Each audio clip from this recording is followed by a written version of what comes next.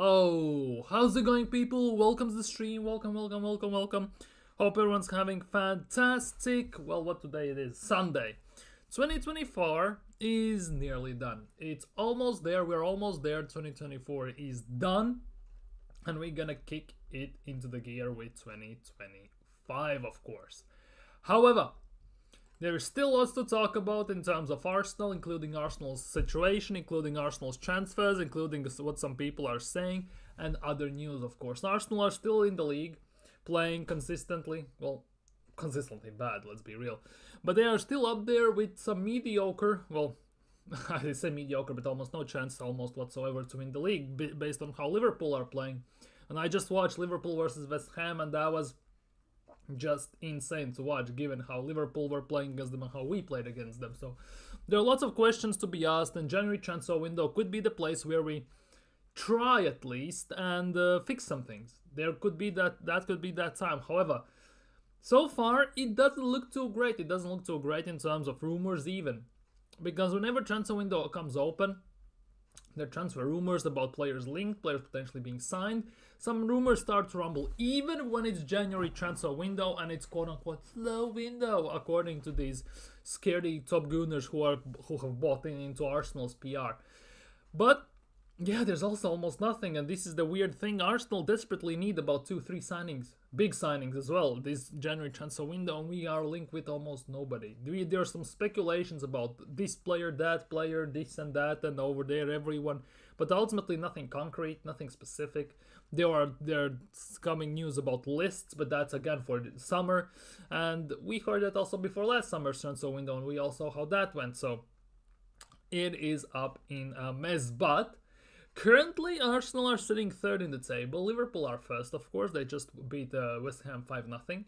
And we are on even games, and that actually will show where we stand currently, no matter what happens, until they play that game in hand, unless something changes. So we're going to look into that. We're going to look at Declan Rice's comments, and we're going to chit-chat a bit, well, not a bit, quite a bit, about this big question. Is Arteta actually under any pressure whatsoever at Arsenal? Because despite the fact that he's mumbling and waffling in these interviews, like, let's just say Ten Hag, like a month before he got sacked, it doesn't look like he's gonna go. It doesn't look like he's gonna get sacked. And the way he acts, the way he's smiling on the sidelines also doesn't look like he's too worried. So is there actually any pressure for Arteta to win the league? Is there actually any pressure to win trophies? Because from the outside looking in, it just doesn't feel that way. Yes, I'm an Arsenal fan. Yes, I want Arsenal to win trophies. Yes, I want Arsenal to be successful.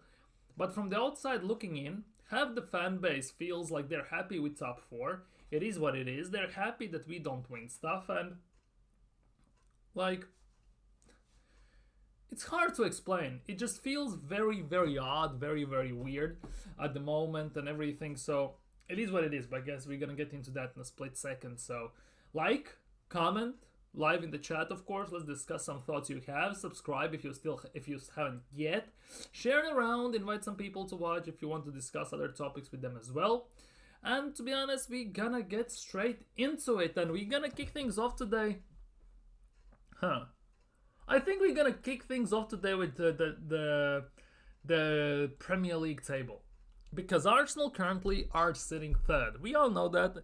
It was pretty much like it could have been at the end. But the big thing is, many teams have already played 19 games. Because today there were quite a few games. There were six of them. There were 6 games, and it's weird. It's generally weird looking at the table. We are third in the league behind Nottingham Forest. Yes, we have the game in hand. And it's against Brentford. And I don't know what to say. Because currently we are below Nottingham Forest. Liverpool, we are in the same games currently as Liverpool before we play Brentford. So we are sitting pretty much straight up forward, 9 points behind them. And that is the biggest thing. And now we have to play Brentford, who are very insane at home. Their away record stinks, but their home record is very sublime. They just lost a home game against Nottingham Forest 2-0, but besides that, they're pretty insane at home. And we are going there on January 1st, New Year's Day. And you know, as they say, The way you start a year, that is the way how it's gonna go. And knowing Arsenal, dude, I'm not too excited about that as well. And I actually don't know what to expect from that game. Because if we play like we did against Everton or like we did against Ipswich, they're gonna do us over. They're gonna do us over, eggs over easy, not scram. They're not gonna even scramble us. It's gonna be eggs over easy. We're gonna be a soft boiled egg. We're gonna get done over. No salt, no pepper, no spice, no nothing. It's gonna be very easy. Big up BX Gunner in the chat. Big up my man. We don't have the mentality superiority that Liverpool are displaying, and it translates to their exactly, and that is the biggest thing. For how long we were screaming during transfer windows for Arsenal, they need to sign world-class level players and players with winning mentality. Because, let's be real, none of our players have that. Our manager sure doesn't have that. He's just a wet wipe, let's be real. So, where that's gonna come from? Because Liverpool have Salah, Trent, Alisson, Van Dijk. They have loads of them. They have the players who know how to get it done. They have that X factor in the team in Mohamed Salah, who has that it factor like Alexis Sanchez used to have for us. We haven't had that more or less ever since. So we don't have the ability to fight against Liverpool in this regard. Everyone's still expecting Liverpool to drop points, and they will drop points. I still believe that they will. The biggest thing is, for us to take advantage, we pretty much need to be pitch perfect till the end of the season, and I just don't see us doing that. Because the way Liverpool are playing, the way they are going about things, and the way they look at the pitch, it looks like they, like, you know, Arsenal, we lose games in clusters. Like, we lose or draw 3-4 games in a row, and then we go again, win some games and stuff like that. I think Liverpool is gonna draw or lose games on a random occasion. Like, let's just say there's a span of 5 games, they will drop and lose points maybe in second game and the 5th game. It's not gonna be like they do it in 3-4 games in a row. And I think that will be the biggest reason why they're gonna win the league. Because Arsenal doesn't have the ability to take advantage. Because Arsenal have had chances already this season. They had 2 chances, by the way, to close the gap by 5 points. 5? Yeah, 5 points to Liverpool.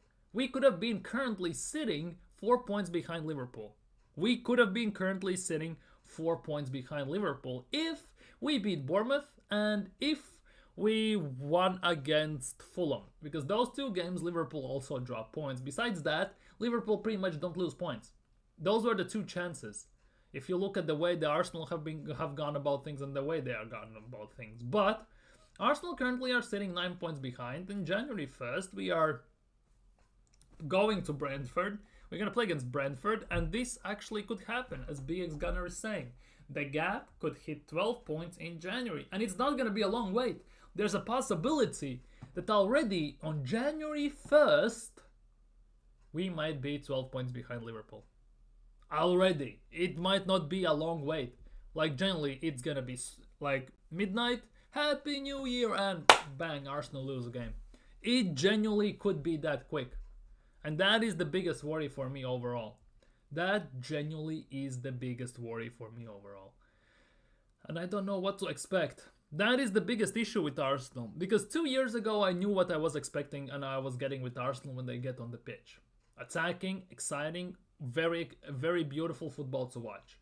Last year, it is what it is. This year, I genuinely have no idea what to expect when Arsenal come to play. And because half the time when I watch Arsenal play, I'm falling asleep or I'm very annoyed. Because we do things we shouldn't be doing, or we just play so boring, I'm partially asleep by the time we actually have a chance to score a goal. And the biggest issue is Arteta is not changing anything. Arteta has, for the last 4 or 5 years, solely relied on certain bunch of players. Basically, about 12 or 13 players, starting 11 and maybe 2 close reserves. And that has been his MO to go and play all the time. And we did that.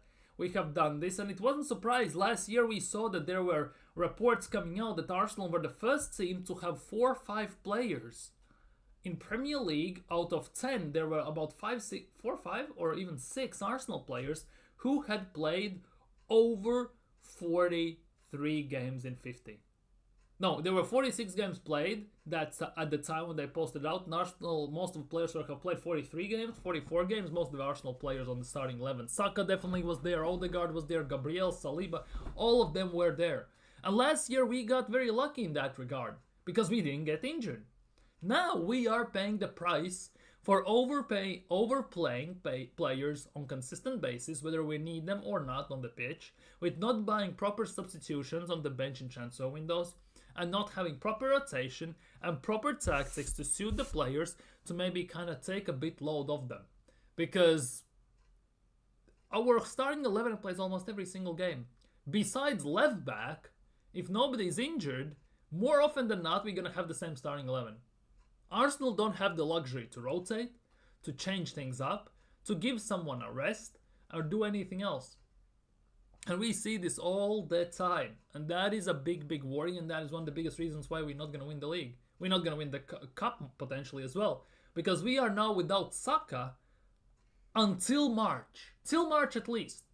And in that span of time, we have Carabao Cup, both legs against Newcastle. And in 2 years, at St. James Park, we have only had one shot on target. In 2 years, at St. James Park, in last 2 seasons, we have had one shot on target.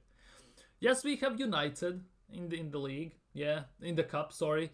They are a mess, but who knows what's going to happen, especially without Bukayo Saka. Champions League, we should get past Dinamo Zagreb and Girona as well. Obviously, we play Brentford on January 1st. Then we have Brighton, by the way. And seems like that. There's North London Derby as well. And we're going to have to face that without them. And I think it's early February when we play Man City. And this is the biggest thing. I have seen countless reports of what and who Man City most likely will target and try to sign in January transfer window. They have about 100 plus million already set aside to sign 2-3 massive players. Already. And they're going to go for them. And let's be real, it's Man City, they're going to get them at the end of the day, in my opinion. Despite the 115, 130, or however you want to name it, they're going to get them. And by that time we play them in February, I have a very bad feeling that the City we see right now is going to be genuinely like night and day to the City we're going to see at early February. Because I strongly believe that at that time, they will have the players, they will have figured things out. And if we look in the table, despite this massive City drop-off, winning only 2 games in the last 14, 2 in 14, they are only, technically at the moment, 5 points behind us. If we win the game, they will be 8 points behind us. But 8-point difference, for City, it's nothing. City have this ability to go about 20 games unbeaten, 30 games unbeaten. They're going to go on a run. Let's not forget game week 36 of this calendar season. We will have to go to Anfield as well. We still have to go to Anfield. We still have to go to Old Trafford no matter what. Yes, it's United, but still we have to go there. Chelsea is going to come visit us. Newcastle, we have to play against Newcastle as well. We still have insane games ahead of us. And the fact that most of those games we have to face with, to be honest, our best player, let's be real, especially with the fact that there's possibility of us not signing anyone in this transfer window, based on links and what I've seen so far. At least that's the way I expect it to go. Maybe one random loan, although we'll see how that goes. It's looking very bleak. It's looking very painful, and it's kind of mentally I'm already accepted the fact that we're not gonna win the league. It's just the fact that I just need to make amends with it, because it's not gonna happen. We need to win. We need to win. Pretty much for us to win league at the moment, we have 20 games to go, and we need at least, I would say, 17 wins in these 20 games that we have left in the league. 17 wins. Maybe 16, and you can sprinkle a few draws in there, but we cannot afford to lose. We, to be honest, cannot afford to draw as well at the end of the day, because we are already 9 points behind Liverpool. It's already not looking good. And at the end of the day, the way we are playing, it doesn't fill me with confidence that we can do anything. The way we are trying to score doesn't feel me that we're gonna score at all at times. And the fact that we are 5 years into this process, 800 million spent, we still have no bench, no backups, no way to beat a low mid block still. Arteta still makes the same dumb mistakes he made 5 years ago. We might as well pack it up, sack Arteta, and in the summer get a new manager together with new sporting director as we are planning to do, and go again. Because for me, I've come to a point where if there isn't good enough player for Arsenal to sign in January, in a way, I wouldn't be against the fact to do it. If we cannot sign anyone, then we don't sign anyone. But that only comes with this stipulation that we sack Arteta and we give the money to the new manager. Because 800 million is more than enough for us to do to win the league. Should be enough. These last 2 seasons, these last 2 years, were the years for us to do it. And now, we're gonna fall backwards. Quite heavily backwards, in my opinion. We're gonna be in a top 4 race. We're not gonna be near the top. We're gonna be genuinely about 10 points off the top by the end of the season.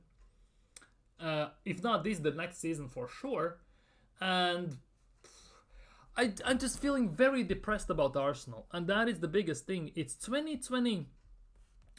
It's almost 2025. I should be happy. New year, new opportunities, new exciting things I could do.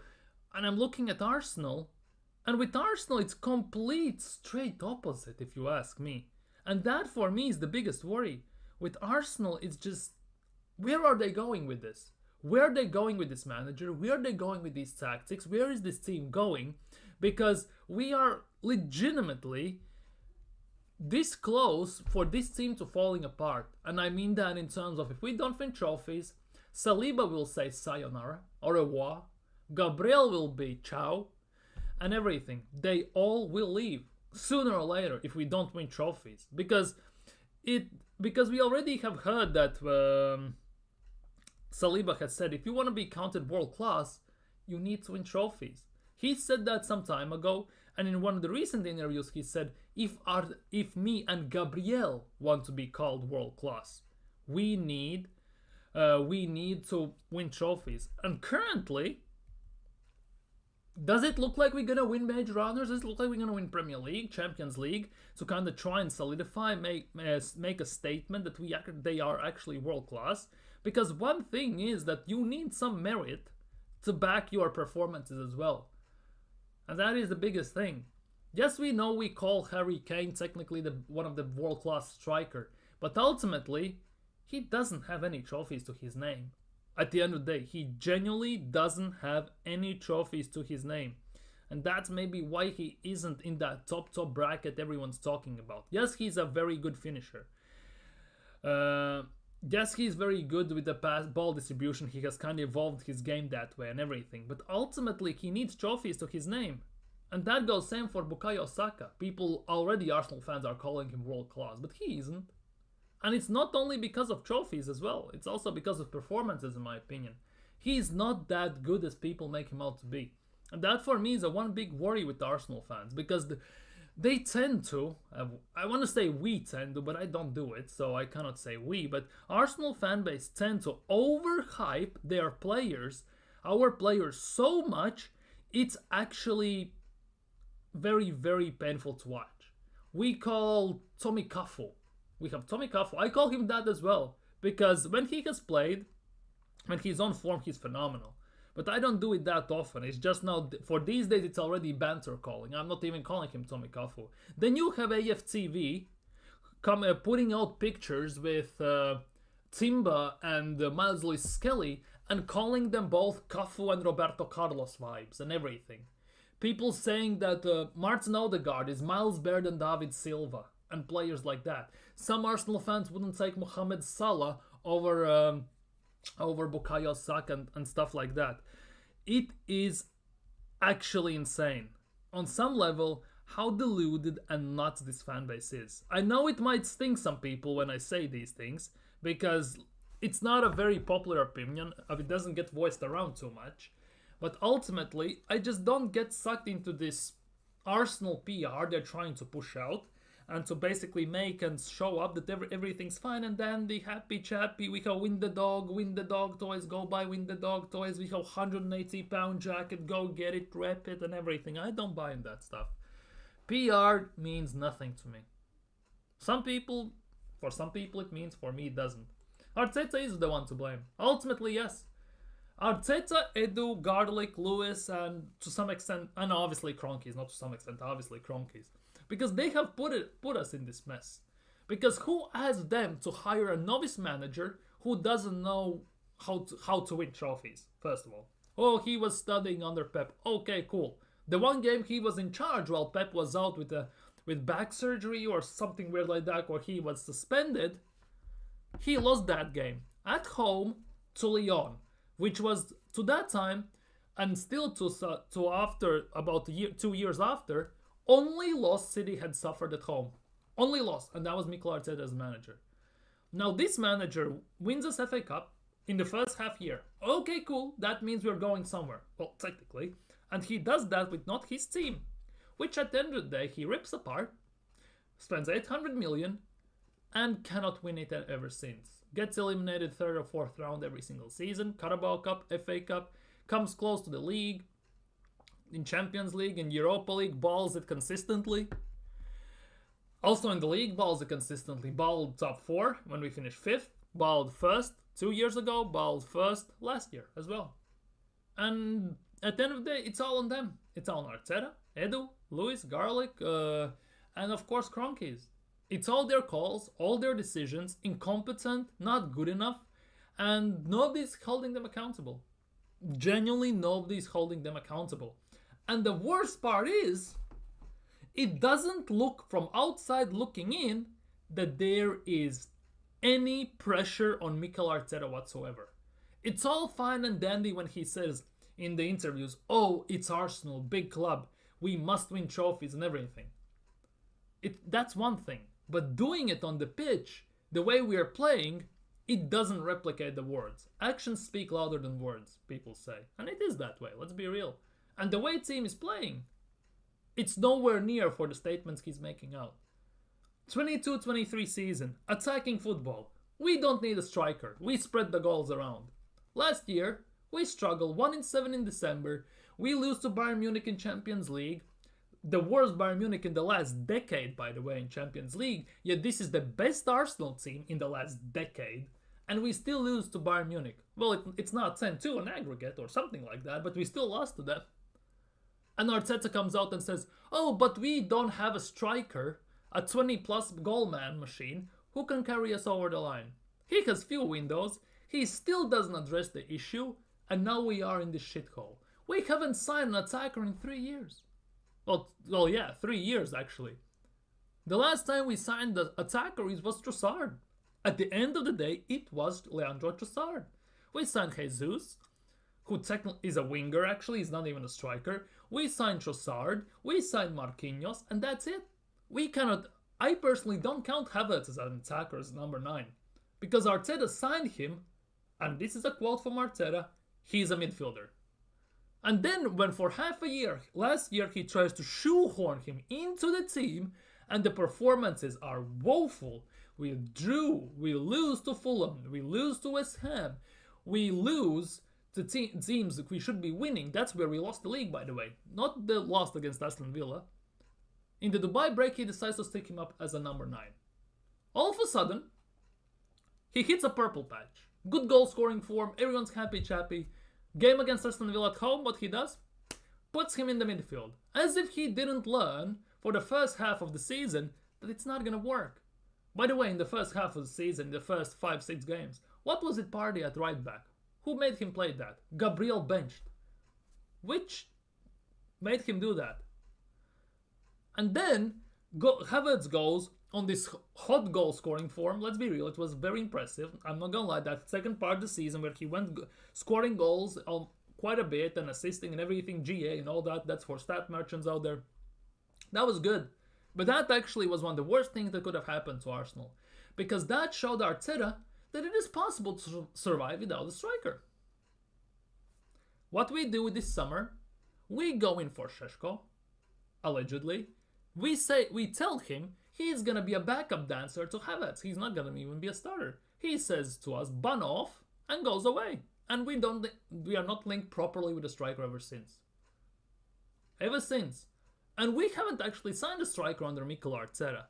And I'm not sure he can even coach one. Because when he had a striker, Aubameyang, he played left wing back half the time. When we had also Lacazette, by the way, that Aubameyang was Golden Boot winning Aubameyang. He carried us in that FA Cup. Lacazette was playing as a number 6 half the time, pressing back. What our players are doing right now, making our attackers to defend. Bukayo Saka said, Arteta wants his attackers to defend first and then only attack. What mindset is that? Exactly. He's afraid to lose the ball in that regard. We play very safe, very pragmatic passes, no risky passes, and no exploitations of the gaps. When there is a gap to run into, to give a ball through, like thread the needle type of situation, we never do it. We turn around, pass the ball, recycle, and we go again. All the time. And that's down to Odegaard, and that's why I don't like Odegaard whatsoever almost. He's a decent player, but he is not the guy who's going to carry us over the line to win the title. None whatsoever. And he's not captain material on top of that as well. Very pragmatic, very predictable football. Rely on Saka. Solely attack through the right side 90% of the time during games. Like, it's very easy to figure out Arsenal. It's very easy just to shut us down. Then we become set piece FC. That gets figured out. We go again. And there is genuinely no development of players, growth in the players. Because 5 years, 800 million spent, we play like Stoke City. We camp on the edge of the box of opposing side. We play like almost like City. But at least City has a striker though. Arsenal don't have that. Haaland scored today, by the way, first in a long time. Arteta has never coached a striker, and I'm very scared to figure out can he even coach one. Because when he was at City, City didn't have a striker. They had Jesus. They were playing Mahrez as a number 9, Grealish, players like that. They were playing them as number 9. Sterling was playing striker at times. They didn't have actually a proper number 9. Arteta comes to manage Arsenal, buys Jesus, buys Zinchenko, 80 million together, by the way, and we sponsor Man City to buy Haaland. And what happened afterwards? Well, we all were witnesses. Treble winning, Haaland goal scoring records and everything. 54 goals in the season. It's like when you buy a proper striker, you actually score goals and win something. But Arteta doesn't see it that way. And I genuinely don't believe it's going to change. I genuinely don't believe it's ever going to change. Arteta should be... I'm very sorry. Arteta should be blamed for this because he sucked on rotation and playing attack. Exactly. He had the perfect blueprint from 2 years ago how to play. Last year, he shit the bed because he saw that only attacking won't work, so he went ultra defensive, controlling. The issue with this is, we've been playing like that for a year and a half, and he hasn't found the perfect balance. Because for me, the perfect balance would be between these two styles, and one of the biggest things is we should start games and play games many times like we did in 22-23 season. Quick, out of the gates, blitz teams, make it 2-3-0 quickly, and then we can play this controlling, predictable type of controlling and defensive type of football. Because we're winning. We don't need anything else. 2-3-0, we need that. We need to kill off games early. Because the closer it gets till the end, the more you can see in Arsenal that they have this Wenger gene as well. It was under Arsene Wenger, it's Arsenal gene in a way. It was under Wenger, it was under Emery, it was under Arteta as well. There are always spells during games, which is actually quite common and very proper thing all the time for every team, that the other team takes control of the game for 5, 10, 15, 20 minutes even at times. And Arsenal at those times, as much as they are defending, they look like they're going to concede many times. There is no solidity. Last year, best defense in the league. This year, we barely can defend to save our lives. As mad as it sounds. We barely can defend to save our lives at times.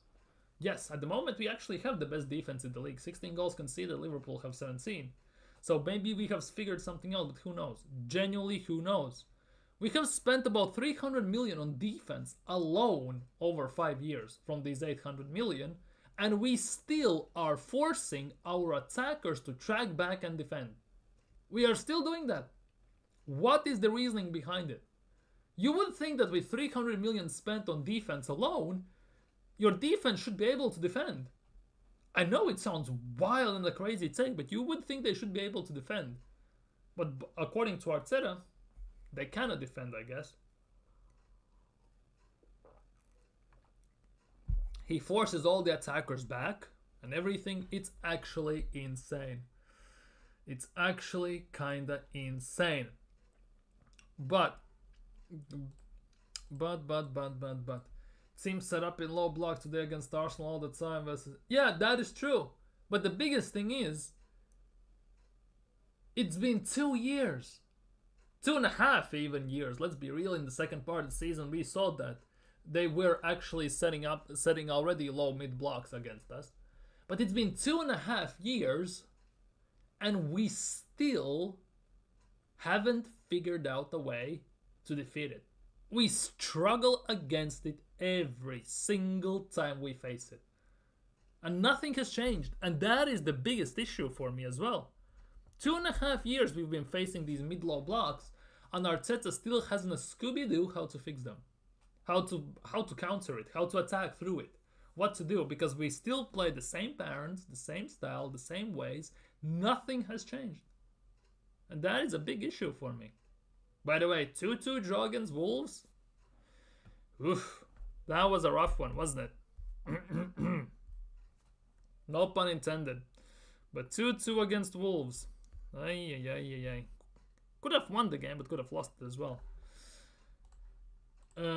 Anyways, I wanted to talk about this. Declan Rice, after the game against... Who we played? Ipswich? Ipswich? No. It's not against Ipswich. Cannot be against Ipswich. 2028. Yeah, it was against Ipswich. Never mind, it was against Ipswich. Declan Rice said, hopefully New Year will bring trophies. This club deserves it. Well, we do deserve it. Arsenal fans definitely. Putting up 20 plus years with no Premier League and no Champions League in their history. Holy crap. But winning games is great. But it means nothing if we don't win anything at the end. That's what Declan Rice told to the media at Prime Video Sport. And I totally agree. I totally agree with this statement. Winning games are along the way, obviously, is a pit stop, is like a bus stop on a journey where you need to win when you get to the destination. Speaking in words of Mikel Arteta, you need to win games to get to the destination, which is trophies. The thing is, though, we cannot do that. We can't win games we should be winning. Because no matter what our record is against the top 6, no matter what happens, we still are balling it at some point. And it's inevitable in a way as well. It feels inevitable. Because we do it every single season. 2 years ago it was Southampton. Last year it was Fulham, West Ham, Everton. Or Burnley 2 years ago as well. There are always two teams that basically Arsenal get done over by. Because top 6 teams for Arsenal is not a problem. We always turn up against them. Whether the result replicates, it's a different story. Arsenal's biggest issue for longest time is mid-table teams. And we still cannot do that against them. Obviously, mid-table lower-end teams play different style against us. They exploit different situations. They have certain tactics set up and everything. But if you are going for a title, you cannot lose to Southampton twice. You cannot lose to West Ham. You cannot draw and lose against Fulham. You just cannot do that. Yet Arsenal do this every single season. Every single season. This year already we have drawn against Everton. We barely scraped by Ipswich. We lost to Bournemouth, by the way. Yes, Bournemouth is on a decent form, but usually we beat Bournemouth 2-3-0. it's not as big of a struggle. Obviously, 2 years ago, we beat them 3-2 in extra time with Nelson's volley in 95th, 6 minutes, something like that. But overall, those are teams we usually play very well against. But when it matters the most, when the pressure is on us, we drop the ball big time. And that is the history of Arsenal in a way. When going gets rough, the cream rises on top. And it looks like we have no cream. We cannot rise on top. We always stay at, well, not at the top, but near the top. We cannot just bridge that gap. And this is now not specifically maybe on the players. Yes, it's some partially on the players. But now this solely comes in a way down to Arteta, the management, and the ownership. Because ownership, well, signed Mikel Arteta first of all, let's be real. But it comes down to Mikel Arteta because he was a bang average player. Bang average player. And what kind of winning mentality, situations, and knowledge you can put into players if you have not won anything almost in your life. If you have been just a passenger on the road when you have one random cup here or there. When you actually haven't won it properly. When you haven't won Premier League and stuff like that. What kind of manager can you be when you don't have the killing gene in yourself because you were a bang average player? And you don't have that winning mentality to install in the young players, in the experienced players, or to motivate your players to get it over the line when fatigue starts to set in and everything. Because there comes a point in the season, either it's a longer or shorter, it depends obviously, so usually it's towards the end part of the season, where you kind of tend to run through emotions at times. Because physically you are maybe spent and everything, and you are running through your emotions. Like mentally, the mental strength is what keeps you going. And if you don't have this mental strength, you can see it on the pitch, the way you kind of possess yourself, the way you're touching the ball, the way you are doing things on the pitch per se, let's just put it that way. And sometimes it feels that like that. Obviously, let's not forget the fact that we have no backups, no rotation. Arteta has run every single player into the ground, but overall, Pep knows how to win. He knows how to install that mentality into his players. Ancelotti knows how to win. He's done it countless times. He knows how to install it into his players. Inzaghi knows how to win. Simeone knows how to win. Arne Slot, by the way, knows how to win. He's won in Eredivisie. Yeah, people call it Farmers League, Arsenal fans. And if you were asked, do you want Arne Slot at Arsenal? Everyone would have said no, most likely. 100% because for them, Mikel Arteta is the best. Nobody's better. Nobody's better and never will be. And that is the biggest issue for me. It feels like there is no pressure on Arteta. He laughs after the games when we have drawn or lost even. He feels very, very relaxed. Yes, he can say, oh, we need to win every game. I want to win every game. It's fine margins, guys, and all that stuff. He says it all the time. It doesn't matter if we win or lose. He tends to say it all the time. Sorry, it just depends whether it gets highlighted or not by the media, by the redactors, or by the fans. It just depends. It's very selective. But if you read it between the lines, if you read it like as a overall thing, not just for certain words, you will see it. You genuinely will see it, and that is a big thing, very big thing. And for me personally, he's not the guy. I think Arteta is the manager who gets you to a point where you need to make the jump, but he's not the guy to guide you through it mentally. Like, you're mentally through it. You need a manager who can get you over the line mentally, and then you can get it over the line also physically.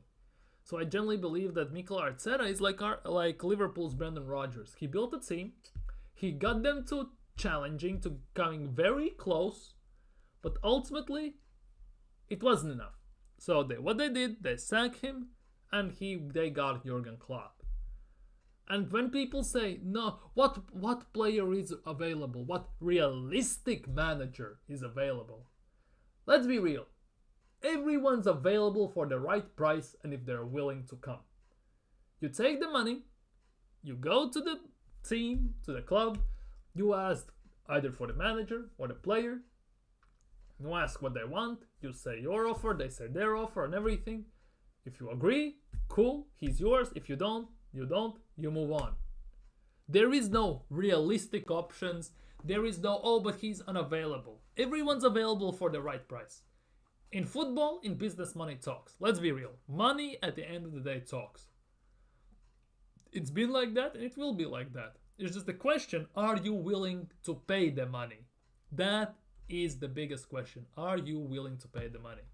And ultimately, Arsenal doesn't look that way. They gave Mikel Arteta this September new deal for 3 more years, 15 million a year. 15 million a year. For what? That is for me the biggest question. For what? Because Simeone at Inter gets 3 times less almost. Ancelotti gets half of what Mikel Arteta gets. Arteta is second or third best paid manager in world football behind Pep and someone else. That is the big thing. He gets 15 million a year. For what? What merits, what grounds does he have to get paid that much? Like, genuinely, what merits and grounds does he have, what he has proven, to get paid 15 million a year? I can get 7, I can get 8, I can even get 9. But 15? No thank you. Genuinely, no thank you. Mikel Arteta pretty much is like big part of Arsenal's players in the squad. Overhyped by Arsenal's fan base. Not good enough at the end of the day. And overpaid. 3 things. And that is what it's common for most of Arsenal players on the bench. And for Mikel Arteta, in my opinion, as well. He's doing enough to not get sacked, but not gonna... Exactly. He basically is gonna... It's gonna be like that. He's doing enough to not get sacked, but he's not good enough to win it. Exactly. That's what Brendan Rodgers was at Liverpool, in a way. He was doing everything, pretty much. He was doing good enough to not get sacked, because he was second, he was challenging and everything. He was in the race and all that stuff, in the cups and everything. But he wasn't good enough to win it with Liverpool at the end of the day. At the end of the day. And this is the biggest thing. Top Gunners. Was it this summer? I think it was this summer. All were saying, oh, once Pep leaves City, Arsenal are gonna win the league. We just need to wait till Pep leaves. We just need to wait. They said that. Kid you not, they said that. And now we're sitting here. Pep is still staying here for 2 more years. And Arne Slot, let's be real, Maresca, phase 1 Maresca, phase 1 Arne Slot. Even Nottingham Forest manager, who is that? Espirito Santo, if I'm not mistaken. And other managers that are above and doing much better than Man City currently. They don't need to wait till Pep leaves. They generally don't need to wait till Pep leaves to try and achieve something. Yes, there's a big possibility Bournemouth will fall off. Forest will fall off at the end of the day. There is a big possibility of that. But currently, they're not waiting for Pep to leave. They're not waiting for Pep to go, resign, and everything. They are taking the game to Pep at the end of the day. And Liverpool with Slot, Chelsea with Maresca. Chelsea fans obviously don't admit that they are in the title race. They are partially, but fully they are not, because in my opinion they are still inconsistent enough. They need a better goalkeeper, one more experienced good defender, and a proper striker still in, I believe. But ultimately, they are almost there as well. This summer window was the window for Arsenal to basically close the gap or overtake City, because City did nothing. And this was the window for us to pull away from Liverpool, because Liverpool also did nothing, side only Chiesa. But currently, after this summer window, we signed Merino, 35 million, Calafiori, 45 million, so we spent 18 million on those two, and somehow the team feels worse on the pitch. It doesn't have the same fluidity, it feels more unbalanced. offensively and defensively. And yeah, the summer window, we let many teams close the gap to us and overtake us at the end of the day. Whilst we were only focusing on City, we were not covering our backs. Pause. But yeah, I guess it is what it is. No pressure on Arteta, no pressure on anyone, just vibes and everything at the end of the day. Just pure vibes. Anyhow, this was a very interesting thing I read today. For me personally, because I want Arsenal to sign some players. Players with contracts expiring next June, mostly in June 2025, and can be signed on pre-contract in January. Now, if you see a name that you want and would love to see at Arsenal, leave it down in the chat. Or at your club. I don't know, you're as I assume Killswitch is a Spurs fan. Maybe there's some Liverpool fans, United fans, or whatever. If you're watching, leave a player down in the chat you could see you would be interested in your club signing on a free, because all these players in January can be signed on a free deal because their contracts expire in June. The list is as follows: Alphonso Davies, Joshua Kimmich, Jonathan David, Leroy Sané, Jonathan Tah, Frank Anguissa, Angel Gomez, and Ferland Mendy. FIFA Demon. Anyhow, if you ask me, genuinely, if you ask me, from these players at Arsenal, I would take, I'm not gonna lie, I would take Jonathan David as a secondary striker. I would take Joshua Kimmich, and I would take Davies. Sane is a hit and miss, Anguissa is a hit and miss, Angel Gomez looks very interesting. Ferland Mendy, just not sure yet. So it's very interesting. These are arguably the top choices you could get in pre-contract this January. Very interesting list, because I've heard that Kimmich could be re-signing with Bayern Munich. Davies could go to Real Madrid or Man United, which sounds very bizarre, but it is what it is. Sane could resign. Jonathan Tah could go on free to Bayern Munich. Anguissa, I haven't heard anything, to be honest. Angel Gomez, I've heard that he might go to United potentially. Again. And Ferland Mendy, yeah, it is, I guess, what it is.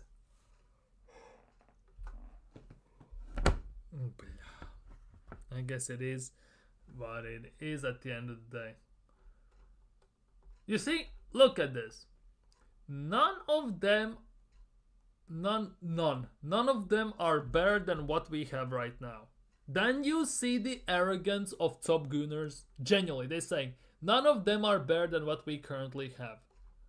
You really won't, like,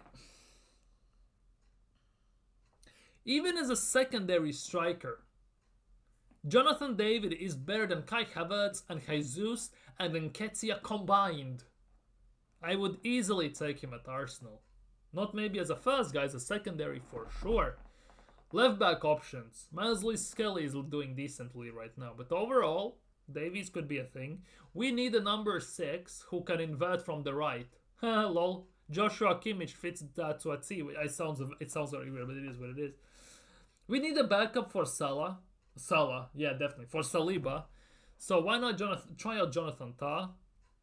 Why not? Like, there are options there. And people say none of these players are good enough and are worse than what we have. Like, how embarrassing is that? How arrogant is this fan base? It really gets on my nerve. It really, really, really gets on my nerves these days. But I guess what can you do? What can you do? Anyhow, swiftly moving on to this. This is what Mikel Arteta said about Martinelli. Gabriel Martinelli. Give me a sec. I need to. I have some issues happening here.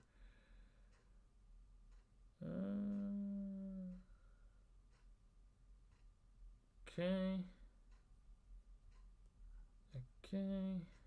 I need to fix some email issues. Very sorry. Anyhow, Arteta said on what Martinelli needs to succeed on the right, Gabi needs to people around him. So he cannot do it on his own. He needs people to help him. Basically, that's what he's saying here. He cannot do it on his own. I guess that's what he's saying. So, what he will do, what he has to do, he needs a constant threat. He needs to be always in the last line when the ball's on his side. It's really not gonna work, is it? Because he cannot keep his head up to see if he's offside or not. Because every single time he's on the touchline as the last man, he has the best view on the whole defensive line. Yet he still manages to be flipping offside every single time. Like, how does that even work? Like, how? He needs to be always in the last line. In the side that he has relations there and people close to him because he's very intuitive. Oh, that sounds a bit weird, but I guess we roll.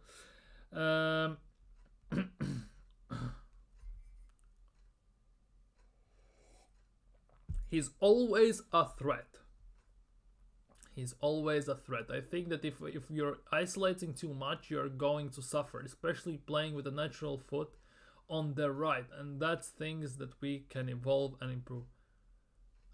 I think that if you're isolating too much, you're going to suffer. Well, no shit, Sherlock. You've been isolating him for the last 3.5 years. Specifically attacking almost solely through the right side. Dude, man, what the hell is that? Like, he needs to be always on the last... Wait, he always... I think that if you are isolating too much, you are going to suffer. Well, that's why you don't leave him on the right, left. On the left alone all the time. That's why you solely play with Odegaard through the right. Like, that is kind of nuts. Genuinely kind of nuts.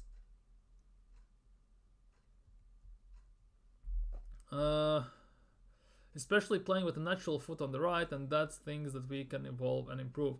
Why he wants to do this only now? Because under Mikel Arteta, he hasn't evolved that much, has he? He still does the same things that he did under Emery. Emery was coaching to be a striker, by the way, and see how that has worked out at the end of the day. Because we never see him Martinelli as a 9, for example, under Mikel Arteta, which I strongly believe could have been actually a proper option. Which I strongly believe could have been a proper option, in my opinion at least. So, I guess it is what it is. We have to wait and pray and see what Mikel Arteta does, because that right side is totally cooked at the moment. And it doesn't look like we're actually going to sign a right winger as well. We're not going to sign an attacker in general in the transfer window. So, we actually could be kind of dusted. We genuinely could be kind of dusted.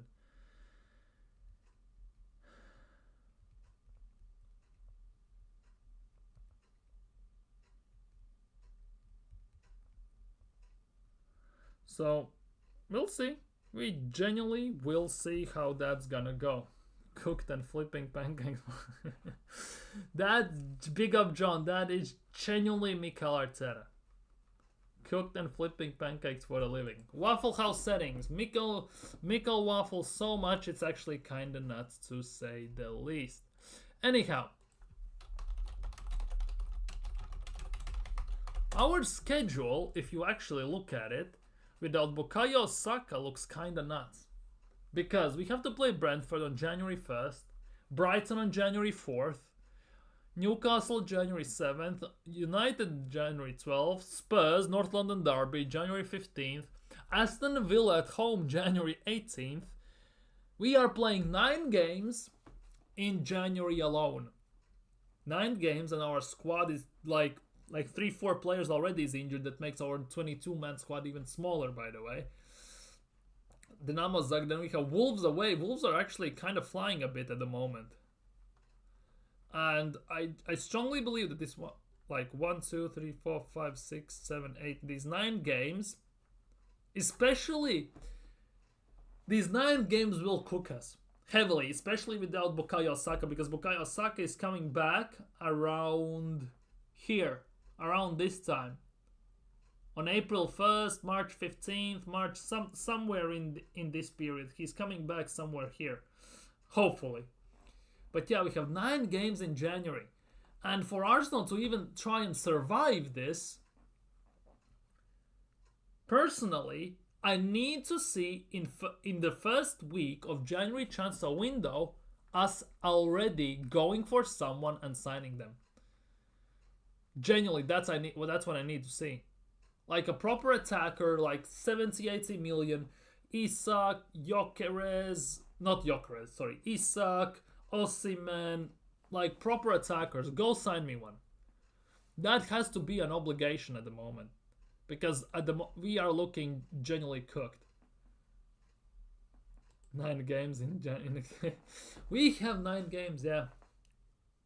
And if you actually look at those games, Brentford away, Brighton away, Newcastle at home, United at home, Spurs at home, Villa at home, Wolves away, and Girona away. And straight after, 3 days after Girona away, we have Man City at home. I can guarantee you that Man City will have had their act together by this game. They will sign 2-3 specific players in January and they will have their shit together by this game. But ultimately, Brentford at home will be insane because Brentford has the best home record, I think, in the league. Brighton away is going to be hell on earth in general. Newcastle at home is going to be hell because we struggle against Newcastle as it is, and without Bukayo Saka it's going to be 10 times harder. United at home is United are a mess, but who knows what's going to happen by January 12th. Spurs at home will be interesting. North London Derby, North London Derby without Bukayo Saka, that will be something very rough. Very, very rough and tough.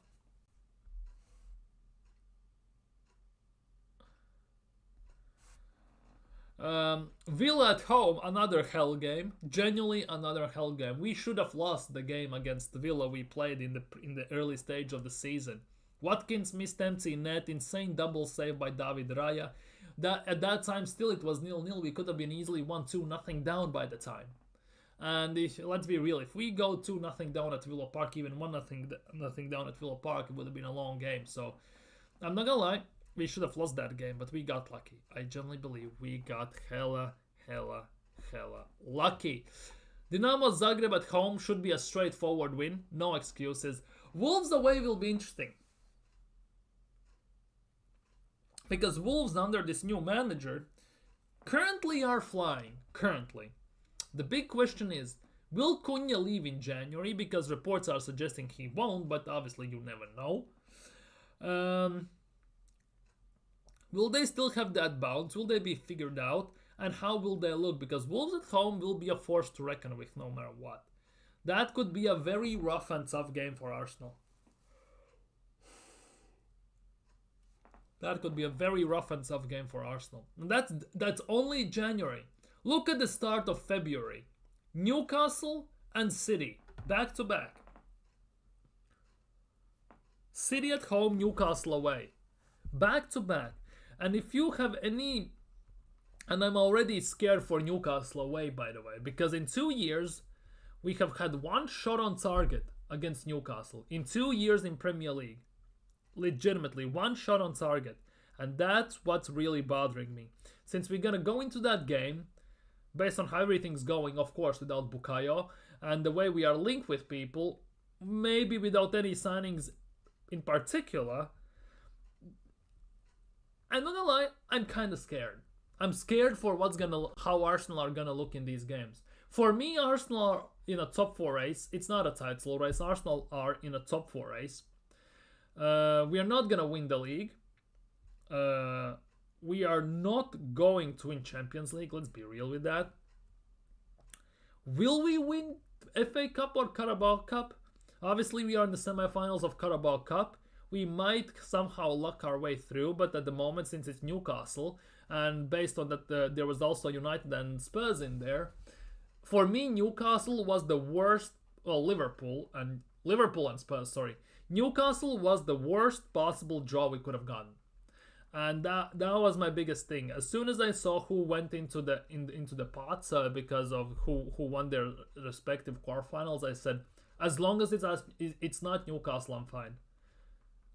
Because we absolutely stink out the gaff against them, and now sitting here looking at this, watching things, not gonna lie, scared shitless in a way, because do I have any trust in this ownership that we gonna sign the proper players to improve the team, to replace Bukayo, to have a proper striker up top so he doesn't have to rely on a donkey and a guy who says he cannot score and stuff like that? No, I don't. Do I have trust in the management? Do I have trust in Arteta since he's making the same mistakes every single year, almost every single game? No, I don't. And this is the big issue for me. Big, massive issue, which I'm not gonna lie, I don't even know what to say. Generally don't know what to say. Big up Nathan, big up coach, long time no see, my man. Big up coach, Merry Christmas and all that stuff. To be honest, Happy New Year as well almost. Hey bro, how Liverpool look like scoring every time they attack? Their midfielders are so great, our engine room is... Exactly! And that's the biggest thing. Just look. Liverpool signed McAllister for $35 fucking million. Euros. 35 million. Arsenal signed Mikel Merino for 35 million. Arsenal signed Fabio Vieira for 35 million. Do you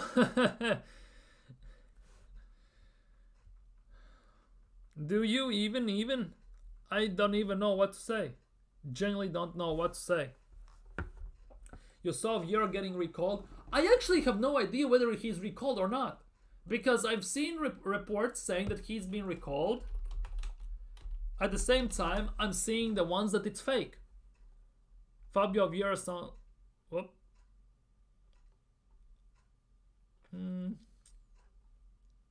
Porto manager confirms reports of Fabio Vieira being recalled. Arsenal are wide of mark. Fabio knows me well, and we are... What the hell happened here? And we are counting on him. He'll be available, play again next week. He's not recalled. It's pure BS. Pure BS. He's staying there. It's just pure bullcrap. Let's be real. It's pure bullcrap. Let's see. Fabio Vieira has been excluded matchday squad Porto Boavista tonight for technical reasons. Then they're saying update seems very likely that Fabio Vieira has been recalled by Arsenal. A private jet departed from Porto. They're saying that. But then Fabrizio Romano confirms that reports of Fabio Vieira being recalled by Arsenal are wide off mark. So it's not happening, I guess. And to be honest, he comes back. What good he will do? What good he will do? See this piece of paper? Well, this piece of paper. It has more strength and integrity to stand on its feet, as it has no feet, than Fabio Vieira in a one-on-one challenge. Like, what the hell he will do in the team? Like, serious question. Serious. Yeah, I saw that Newcastle allegedly 150. To be honest, I don't trust any of this. I'm talking about this on the stream and everything, but I'm taking all of this with insane pinch of salt, especially if it comes from fish eyes articles and stuff like that. The 150, Wolves say Mateus Cunha is not available and everything. Like, give over. If you pay the right money, everyone's available. No, all good, don't worry. Oh, Zimbabwe, sounds nice. All is good. Fantastic. Yeah, but they'd see 5 million on Kudus alone. Technically, he can play right wing. We should have signed Olise. We wouldn't have this discussion if we signed Olise last summer when we had the chance. That is the biggest thing.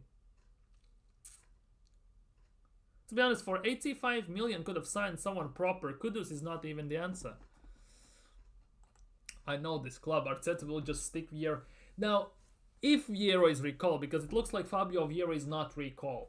according to the coach. But who knows? They always lie half the time. But the biggest thing is, Mikel Arteta, 2 days ago, before Ipswich game, said he has multiple of choices at right wing. Even though Raheem Sterling is injured, Trossard can play there, Martinelli can play there, Ethan Vanieri can play there, and of course Kai Havertz also can play as a right wing. So the reason why recall Fabio Vieira seems kind of dumb. Like it's not necessary, genuinely not necessary. But is Fabio Vieira actually recalled? I genuinely have zero goddamn clue. Because ultimately it doesn't look that way. We have such good players to think it's actually cheaper just to sign a new coach, PFA. Exactly, that's the big thing.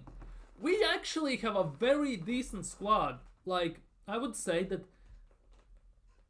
you could actually make an argument that if you sign the proper manager, like Inzaghi, like Simeone, manager like that, our starting 11 is very good. It's perfect for that. And on top of it, if you, let's just say, sign Simeone, right? Our bench, like 2-3 players, also are very good for that system and everything. It's just only that the manager is at fault. Fucking 15 million a year for that manager as well. Holy crap. Still cannot believe he's on 15 million a year. Yeah, you want Gazpacho, I know, you want Gazpacho. Liverpool players aren't that great. Besides being this solid, they don't have players that you would say are champions.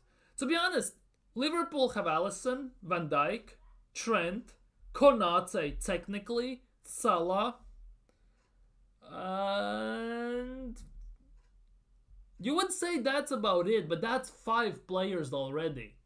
And for a team, that's enough. That's genuinely enough for them.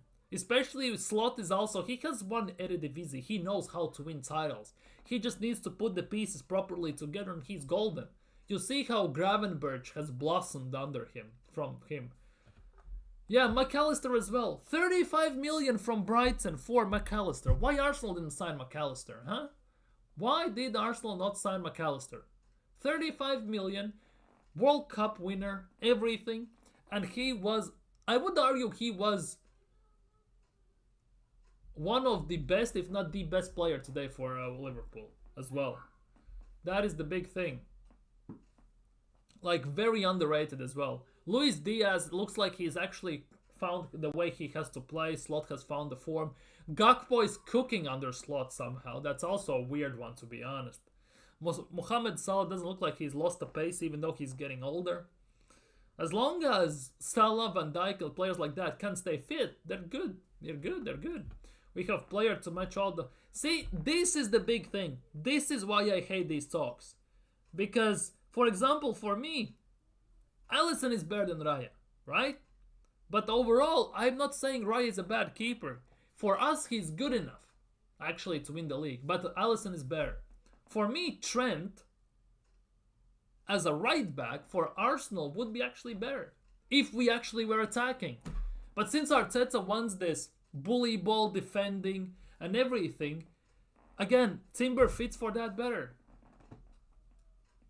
You say that they are players to match. You named Liverpool players. All of those players have won something. What has Arsenal players won? All of those Arsenal players. They have won fuck all. That is also a big thing. That is also a thing. Those Liverpool players have the mentality. They have won Premier League, Champions League. They have won it. Arsenal players have won Emirates Pre-Season Cup, Dubai Cup, and stuff like that. Does that count? For Arteta, Charity Shields counts as major trophy, so who knows, to be honest. Yeah, I get it. You didn't say they're better, just that they match. The biggest difference in those players is just the fact that they have the know-how. They have done it before, and they know how to do it again. Arsenal players don't know how to do it. Arteta doesn't know how to do it. He was a bang average player, and I'm not even going to talk about the coach. Exactly, tactics are shit. And the manager is stubborn as hell and doesn't want to change a thing. That is the worst part in all of this. He's stubborn like an 80-year-old grandpa who thinks his way is the right way. His way or the highway. And that's what Arteta is at Arsenal, pretty much. His way or the highway. The coach, too, knows how to... Exactly, Slot knows how to win. He's won it at Eredivisie. And everything. He knows how to get best out of players. It's not a surprise that under Slot, Gravenberch is flying all of a sudden. McAllister looks like on fire. Gakpo looks insane as well. Under Mikel Arteta... yeah, and that's the where you put exclamation mark 3 dots and everything. Emirates Cup hype, exactly. Slot is so calm. So it's exactly Maresca, championship manager with Leicester, comes to Chelsea, has to manage about 50 players. Already is up in the league. Do I think Chelsea are in a title race? No, I don't. Personally, they are in a way that the table says it, but they are too inconsistent to be in the title race, in my opinion. But they will be there, given the depth of the squad and everything. They will be there for the longest time now, as soon as they figure out things. Who knew players could be? Exactly. Versus Ipswich, he basically played Skelly left mid instead of Merino. What does... Exactly! We talked about this yesterday as well, I think, on the stream. Yeah, we did. Havertz. He started as a left 8. His heat map showed that most of the time he spent as a right mid. Genuinely on the sidelines as a right mid. Yet he started as a left 8. Like, where does that make any sense? Who knew players could improve with a... Exactly. 35 million for four-choice bench player. Exactly. And that's how Arsenal rolled. 35 million for Vieira, by the way. 35 million for Merino. 45 for Zucchini Cauliflower. Who else was there? Someone else was there. I'm missing someone on top of my head now. But yeah, it's actually kind of insane to say the least. But I guess it is what it is at the end of the day. But yeah, Arteta doesn't seem to be worried.